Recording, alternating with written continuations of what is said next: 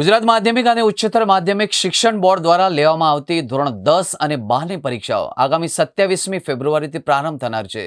જેને અનુલક્ષીને વડોદરાની સેન્ટ્રલ જેલમાં પણ આ વર્ષે કેદી પરીક્ષાર્થીઓ માટે જેલમાં જ અલગ સેલ બનાવવામાં આવ્યો છે, જ્યાં કેદી વિદ્યાર્થીઓ બોર્ડની પરીક્ષા આપશે। ગુજરાત માધ્યમિક અને ઉચ્ચતર માધ્યમિક શિક્ષણ બોર્ડ દ્વારા લેવામાં આવતી ધોરણ 10 અને ધોરણ 12ની પરીક્ષા આગામી 27મી ફેબ્રુઆરીથી પ્રારંભ થનાર છે, જેને અનુલક્ષીને વડોદરાની સેન્ટ્રલ જેલમાં પણ આ વર્ષે કેદી પરીક્ષાર્થીઓ માટે જેલમાં જ અલગ સેલ બનાવવામાં આવ્યો છે,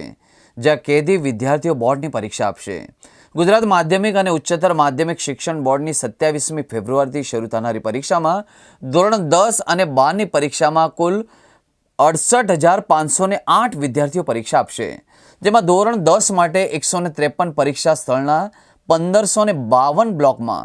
43,873 છાત્રો પરીક્ષા આપશે, જ્યારે ધોરણ 12ના સામાન્ય પ્રવાહમાં 62 પરીક્ષા સ્થળ પર 568 બ્લોકમાં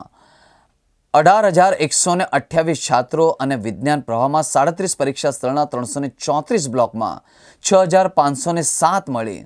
એસએસસીમાં કુલ 24,635 પરીક્ષાર્થીઓ નોંધાયા છે।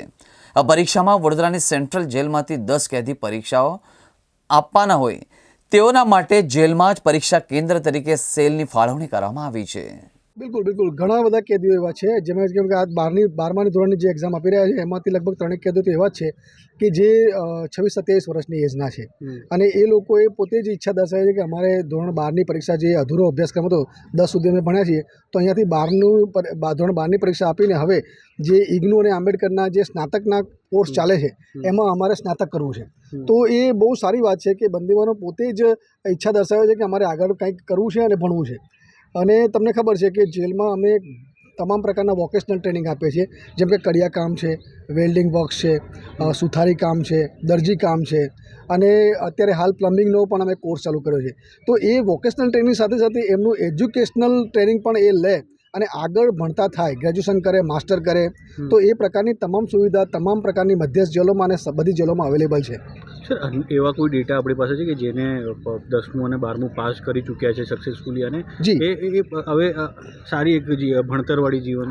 જી, તમે લાસ્ટ ટાઈમની વાત કરું તો લાસ્ટ ટાઈમ અમે HSCની એક્ઝામમાં લગભગ 5 બંદીવાનોએ અપીલ થયા હતા, એમાંથી 4 બંદીવાનો તો ફૂલ્લી પાસ થયા છે, અને એ લોકો હાલ આંબેડકર યુનિવર્સિટીમાં ગુજરાતી મીડિયમમાં સ્નાતકનો કોર્સ કરી રહ્યા છે। સર, શું માનો છો કે જે પ્રકારે જે વેલફેર એક્ટિવિટી જે વડોદરા સેન્ટ્રલ જેલ દ્વારા કરવામાં આવી રહ્યું છે ખૂબ સરાહનીય છે, અને જે એક ગુનાહિત દુનિયામાંથી હવે એક સારી તરફ વળી રહ્યા છે? તમને ખ્યાલ હશે કે એક તો એન્વાયરમેન્ટ દરેક વ્યક્તિ માટે પોતાનો વિકાસ કરવા માટે બહુ જરૂરી છે, અને હાલ તમે જેલો જુઓ તો જેલોમાં રિફોર્મેશન અને રિહેબિલિટેશન ઉપર મુખ્ય ભાર આપવામાં આવે છે, જેથી કરીને બંદીવાન એના જેટલા પણ સમય માટે જેલમાં હોય ત્યાં સુધી એનું રિફોર્મેશન થાય, એ સુધારણાના અંતે પછી જ્યારે પણ સારો નાગરિક બનીને સમાજમાં જાય તો એને કોઈ જાતનું એવું થાય નહીં કે ભાઈ મેં જેલમાં મારો સમય મેં બરબાદ કર્યો છે। પણ અહીંયા એ વોકેશનલ ટ્રેનિંગ લે, થોડું અભ્યાસક્રમમાં ભાગ લે, થોડું આગળ ભણે, અને એના કારણે થાય છે કે એ જ્યારે પણ બહાર જાય છે ત્યારે એને સીધું જ સમાજમાં ભળી જાય છે। એને એવું નથી લાગતું કે હું હવે ઝીરો છું, પણ અહીંયા અમે એને એ પ્રકારનું એન્વાયરમેન્ટ આપીએ છીએ કે જેથી કરીને એ